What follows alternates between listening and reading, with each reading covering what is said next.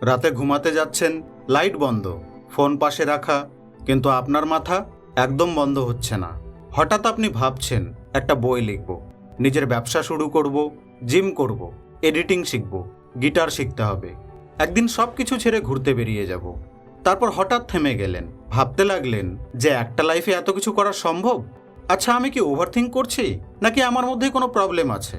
আর এই মুহূর্তেই মনে কেমন যেন একটা চাপ তৈরি হয়ে যায়, কেমন যেন নীরব একটা প্যানিক তৈরি হয়ে যায়।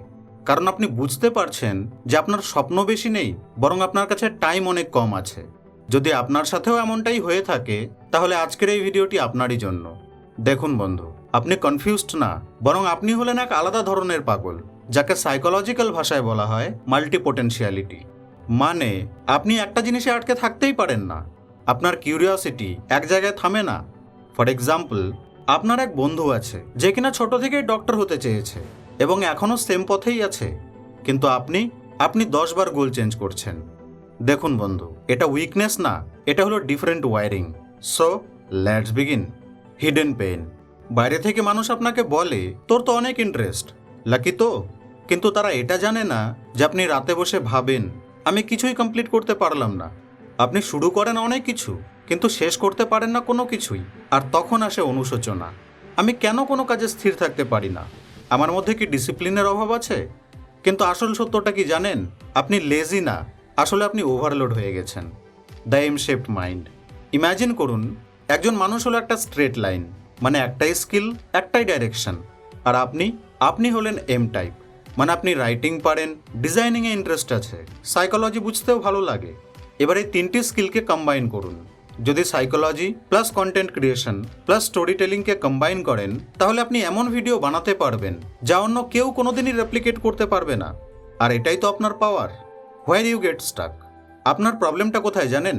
আপনি একসাথে সব শুরু করেন, সকালে কোডিং কোর্স, দুপুরে বিজনেস আইডিয়া, রাতে গিটার শেখা, আর 3 দিন পর সব কিছু স্টপ। আর তখন মনে হয় আমি কোনো কাজই ফিনিশ করতে পারি না। সলিউশন: সিরিয়াল মাস্টারি। আচ্ছা, তো এই প্রবলেমটার লজিক্যাল সমাধান কি? একদম সিম্পল, সব একসাথে না, একটার পর একটা। ধরুন এই 1 বছর শুধু রাইটিং, নেক্সট 1 বছর বিজনেস, তারপর আরেক বছর ডিজাইন।